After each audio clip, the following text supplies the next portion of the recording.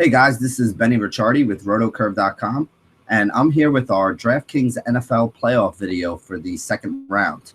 We're going to go game by game and highlight some of the options who we think are good plays for this week. So let's call up the slideshow and talk about the guys that we think are in good spots and how we think these games are going to go. The four games we're going to be talking about are the four games left here this weekend. We got Kansas City going up against New England, Green Bay going up against Arizona, Pittsburgh against Denver, and Seattle against Carolina. The first game we're going to highlight is going to be the Chiefs against the Patriots. The Patriots are favored by 2.5 in this game, and it's a low total game. Looking at which plays we think might be good guys to go, I know a lot of people are talking about Charcandrick West this week, but he hasn't been really good lately. He hasn't scored double-digit fantasy points in a couple weeks. Now, Spencer Ware may be out this week, which should give you more carries for West, but the Pats' run D has been pretty solid all season long. We also expect the Patriots to be winning this game, so it might be the Chiefs' passing game that we see featured a little bit more here. Jeremy Maclin is banged up, and we're not sure if he's going to play or not. If he doesn't, you're going to have Albert Wilson and Chris Conley as the two wide receivers for the Kansas City Chiefs. Both guys are pretty cheap, with Wilson at $3,800 and Conley at only $3K. One of those two guys is likely to have a pretty solid day, especially on the points per dollar scale, especially if the Chiefs do wind up having to throw the ball a little more, as we think they will. Julian Edelman is back for the Patriots at $7,100, and he makes for a solid option to consider here. Remember, before this guy got hurt, he was putting up 10 or 11 catches a game, scoring touchdowns pretty regularly, and coming down with a 100-yard and 100-yard bonus. So he's definitely a guy that can get you 25, 30 fantasy points and pay off his salary, even at a high price of $7,100. Both of the tight ends in this game are in play, although neither one is my favorite tight end option on the day. Gronk is a little more expensive at $75. Travis Kelce is a little bit cheaper at like $5,100. You got to think that the Patriots are going to take away the favorite weapon of the Chiefs. And for me, especially if Maclin is out, you got to think that that means they're going to try to take away Travis Kelce. He did have a big game last week, finally saw the targets that we've all been clamoring for him to get all season long. So I do think that Gronk is a much better play than Kelce in the spot.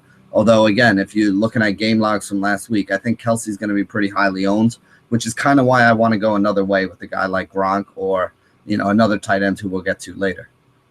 If I was using any of the QBs here, I know Alex Smith is very cheap. And maybe for a cash game, he does make some sense. But he hasn't shown us the upside game that we would really need out of him to make him a tournament play this week. Brady has flashed that upside for us. So even though Brady is way more expensive than, Alex Smith, who's one of the cheapest starting quarterbacks on the slate this week, I do still think Brady would be the QB that I would use over Alex Smith. Is he my favorite QB option on the week? No, not really. The Chiefs' pass defense has been pretty good. But I do think of all the guys that I'm looking at here, I do think that the Patriots are going to go through the air in this game. And I think that means that Brady to Gronk or Brady to Edelman is probably going to be good for at least one touchdown, maybe even one touchdown each, which could give Brady a pretty solid overall score.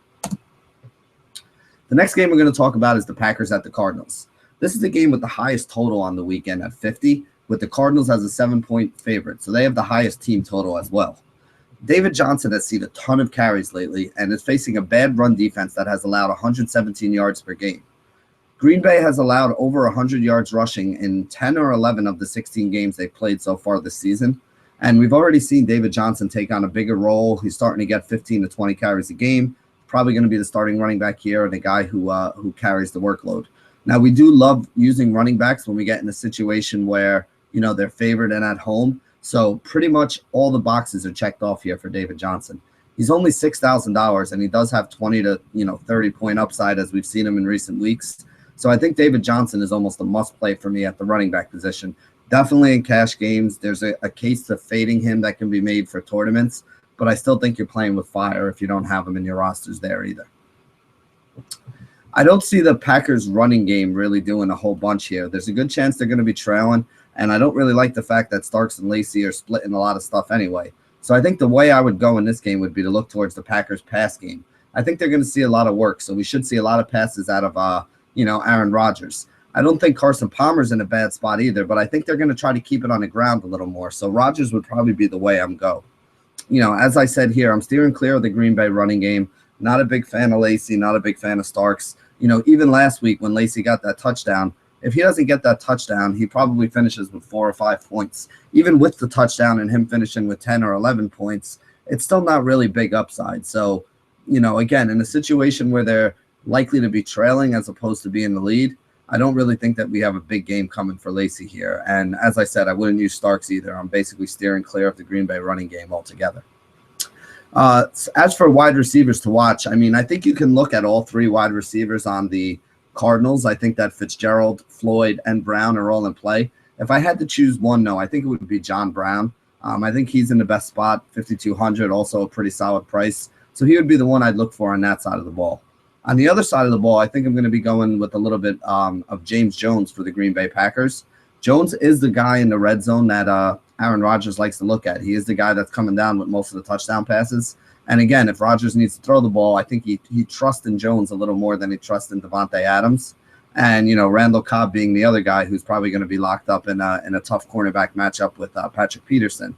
So I do think that James Jones and John Brown, both pretty reasonably priced, are 2 wide receivers that I think you should have on your short list for this weekend's games. The next game we're going to talk about is Seattle against the Panthers. I think this is a low total game at 44 with the Panthers favored by 2.5. Kind of puts both defenses a little bit in play, although I don't think the Panthers defense did all that well against the Seahawks the first time they played. Gave up 23 points. I think they might have had 2 or 3 sacks. Nothing spectacular. Wasn't anything that I would, point to me being like the Panthers are the chalk defense. I think a lot of people are going to use them since they're favored here against the Seahawks, but I don't know if I really see huge upside coming out of them this week. Both of the starting running backs for these teams are likely to be back, so we should have Jonathan Stewart at like 5,800 and Marshawn Lynch at 6,400 in this game. I don't really love either of them. Both of these run defenses are pretty good. Both of those guys are a little bit pricey, and neither one of them really has huge upside or a clear path to a huge game here. Stewart is probably in a better spot than Lynch is, and very likely may see more of the workload with, guys like Christian Michael maybe stealing some carries here or there, or some of the passing down running backs they got in Seattle taking some of Lynch's work as well. But again, I don't like Stewart. He's not somebody who usually catches a lot of passes.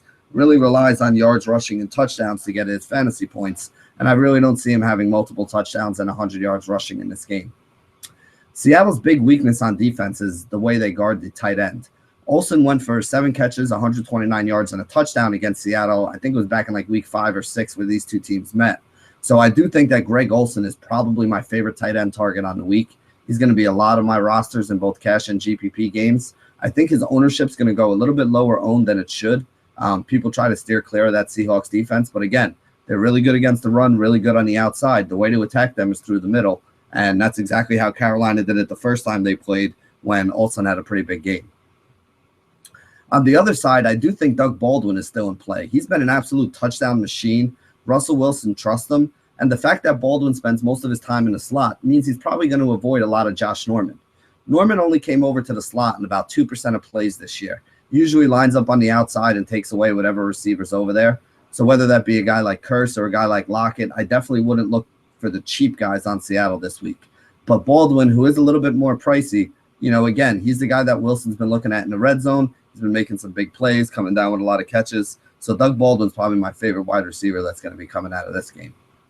I'm not sure I can pay up for either quarterback here at the lofty prices. Cam had a pretty good game against them the first time, and he still only wound up with like 23 points. At 75 or 7,800, whatever he's at right now, I just think it's a little expensive, and I don't really see the upside. And the same goes for Russell Wilson on the other side. I could see Wilson having a better game than Cam does here. He may find the end zone with his legs. He may also throw a touchdown pass to Baldwin, maybe even 2. But I don't see either one of them having like a 30 fantasy point game and really blowing it open and being the reason why you won and took down a lot of money this weekend. The last game we're going to talk about is going to be the Pittsburgh Steelers versus the Denver Broncos. Injuries are going to be a huge factor here, so it's real tough to give you analysis without knowing. Here's what we do know. We know that Ben Roethlisberger has a bum arm. He's got some ligament damage, very likely may need some surgery in the offseason, but he's going to gut it out and play through this game anyway. How effective he's going to be is another story. I don't know. I haven't seen any practice footage. Can he still throw the ball 30, 40 yards down the field, or, what would be the situation? We really have no idea here. So it's kind of up in the air. Some other things that leave it up in the air is Antonio Brown is out with the concussion protocol. Now, unless he passes the concussion protocol, he's not going to be playing this weekend.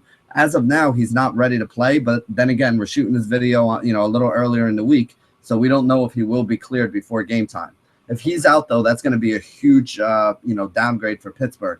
Antonio Brown had a big game against the Broncos the first time they played earlier in the season, and so did Big Ben for that matter. I think Brown had like 200 overall yards receiving on like 10 catches, a couple touchdown passes. So he put up some really good numbers against this pretty solid Broncos secondary. So without Antonio Brown, it's going to really, really hurt the Steelers' chances to win this game.